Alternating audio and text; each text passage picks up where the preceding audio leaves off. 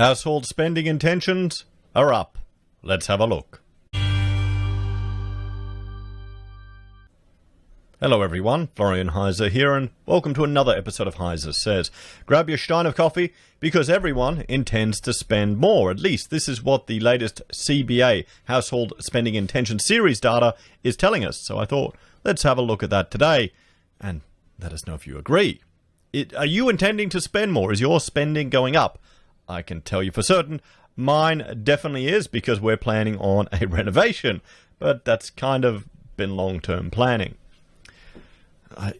We spent a bit extra at Christmas this year. Yeah, we splurged. I made the mistake of taking the kids to the Lego shop at Robina, and that was a mistake. That was very dangerous. But still, Rachel managed to find the same Lego sets, I think, cheaper at Kmart than at Robina. Hang on, I better make sure they're not listening at the door. You know what kids are like. So, Household Spending Intention Series. The Commonwealth Bank Household Spending Intention Series provides a unique perspective on Australian household future spending through an analysis of actual customer behaviour and intentions, making it a good indicator of prospective spending trends in the Australian economy, and I would say, de facto consumer confidence. What do you reckon? It could lead over to that. The Household Spending Intention Series for November showed solid improvement for both home buying and retail spending intentions. So more people are intending to buy a house. We're seeing that everywhere in the media right now. Lower interest rates following the November RBA monetary policy easing and the reopening of large parts of the economy supported spending intentions in the month. Both entertainment and motor vehicle spending intentions were a little higher in November. Travel spending intentions were flat on the month, while in contrast, health and fitness and education spending intentions both declined in November. The good news is that the recently released Quarter 3 20 national accounts showed that the Australian economy is recovery is well underway. Well, no, it's not. We're on life support. The government is just flooding money at the economy. Stimulus spending. Money printer go brewer. I know it's not, but pretty much. Future generations are going to have to pay for this. That's why. So you're going to hope that the money that's going into the economy is going to have an economic impact in the long term. What do you reckon? Perhaps more importantly, we expect a further rise in GDP in Quarter 4 20, meaning that the economic contraction for 2020 is expected to be just 2.8%. This means that Australia will likely have one of the shallowest recessions for all major economies in 2020. Now that's the real indicator, guys. We're in a global world now. What matters is how we compare to everyone else. We don't need to be the cleanest shirt in the... Well, we certainly can have when you're going through the clothes basket and sniffing the shirts, you don't want to get the cleanest one, just the one that smells the least. So I don't know where I went with that one. I guess I'm just showing, harking back to my single bachelor pad days when I had nothing but red wine and water in the fridge. Hey, you make do. Oh, wait, and black coffee. Always black coffee. Milk was a luxury. You didn't need it.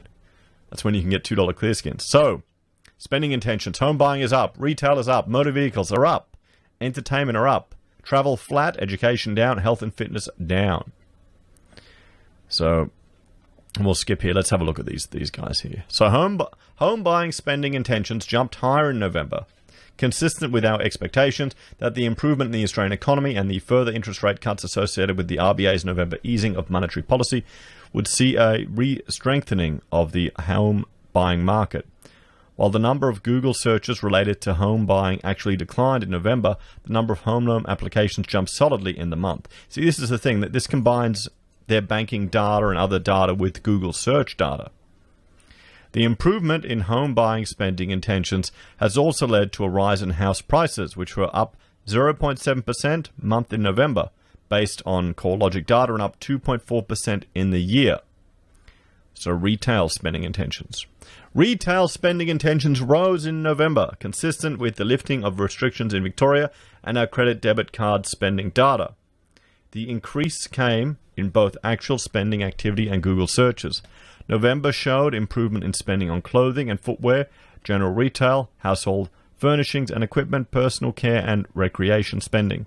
November saw very strong increases on an annual rate for spending on clothing, bakeries, groceries and supermarkets, department stores, furniture, flooring and upholstery stores, paint and hardware stores, household appliances, art and crafts suppliers, bookstores, digital apps, electronic stores, florists, hobby stores, pet shops and record stores. Well, where people are going nuts there. People are spending. I wonder if they can capture, if Afterpay will start releasing their data here. So motor vehicle spending intentions. Motor vehicle spending, you can see there, it tracked down. Motor vehicle spending intentions improved in November, while the number of Google searches declined marginally. Actual spending on motor vehicles and personal loan applications to purchase a motor vehicle both increased on the month. We've seen car imports lift in recent months as well. The ongoing improvements in the housing sector should help the outlook for the motor vehicle sector. Generally, spending on motor vehicles has the highest response to changes in property prices according to research published by the RBA. Well, there you go. So motor vehicles is the wealth effect right there. I guess if you feel rich and you've got my house is worth $1 million, I need a car that's worthy of that, you know.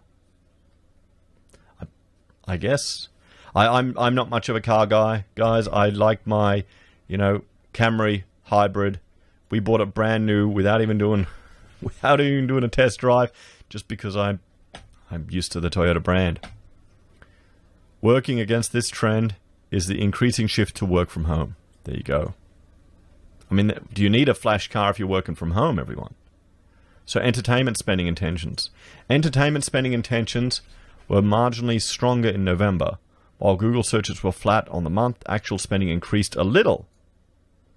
The strongest increases in spending in November were seen in off-premises alcohol, eating out restaurants, fast food restaurants, boat rentals, bowling alleys, pay TV, digital books, movies, music, games, music stores, and video games. This category is benefiting from the easing of restrictions, which have lifted capacity at entertainment venues.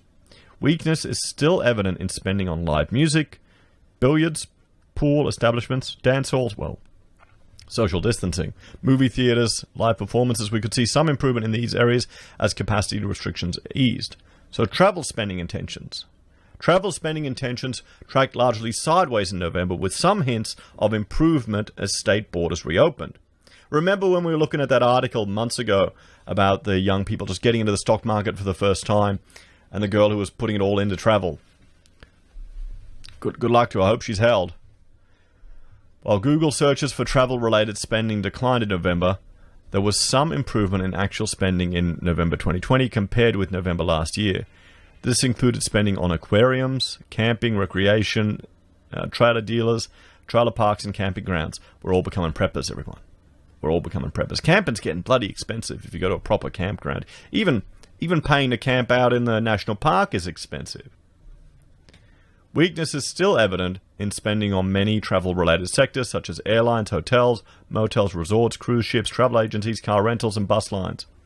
We'd expect this to change as capacity returns. Yeah. Education spending. Ooh, look at that. Education spending intentions declined further in November, while the number of transactions increased in November. Google searches were low on the month, and the value of transactions has only slightly changed on an annual basis. For November 2020 versus 2019, there was a large increase in the value of transactions for businesses and secretarial schools, and a small increase in elementary and secondary schools. The value of spending on colleges and universities, correspondence schools, and trade and vocational schools was down in November. Health and fitness spending intentions. Health and fitness spending intentions declined in November, led by lower Google search activity. Actual spending activity was up on the month. So intentions were down, but spending was up, okay? Spending activity was up in November this year versus last year. Well, is this, we're all preparing for Christmas? Or, I mean, my diet's just gone out the window. We've had the family Christmas the other day, extended family lunch, and I just hit those cupcakes like there was no tomorrow. I think I'll have to start the year for the fast. We'll have to see. We'll have to see how work goes. Spending activity was up in November this year versus last year, with gains seen in sports apparel, Chiropractors, dentists, doctors, hospitals, optometrists, podiatrists. Strong gains also continue to be seen in bicycle shops, sales and repairs, public golf courses, and sporting goods. You know, that's probably something I need to get. I need to get a new bike again. You know, and don't the, you know, the middle-aged men that you wear all the lycra and everything. I guess I don't need to have to worry about any tight lycra reducing my ability to have kids. That's the one concern with it, you know. Anyway, off topic once again. Spending remains soft for ambulance services, which is a good thing, and professional sports clubs. So there we have it, everyone. Health and fitness down, education down, travel flat, entertainment is going up, but see, not at previous levels. Motor vehicle spending is up, but see, it's still a bit low from a few years ago. It's all over the place, isn't it? Retail spending is just continuing that climb, and home buying intentions have rocketed up. So there we go. Are you at all surprised with this? Does this align with your intentions, guys? Or are you just being, you know, a cheap Christmas Grinch and don't intend to spend anything? As always, let me know your thoughts and opinions in the comments down below. We did the family secret Santa, and I did the silver coin, wrapped it up, and everyone knows I do the silver coin now. So it's kind of because if you get a present, you can steal it off someone else. So now, the girls, they don't care about the silver, but it's the other blokes, they all want to steal it off me. 2 years I've lost it. I've got to find a way. I've got to outthink them. Anyway, guys, thanks for watching. Like, share, and subscribe to the channel. If you're a fan and want to support us, there are a few ways you can. You can join us on YouTube or Patreon. Support us using our affiliate links at Amazon, eBay, Independent Reserve, or AussieBroadband. You can buy our merch from HeiseSays or Teespring, use Gold Pass from the Perth Mint, or support us via PayPal. Take care, and I will see you all next time. Bye for now.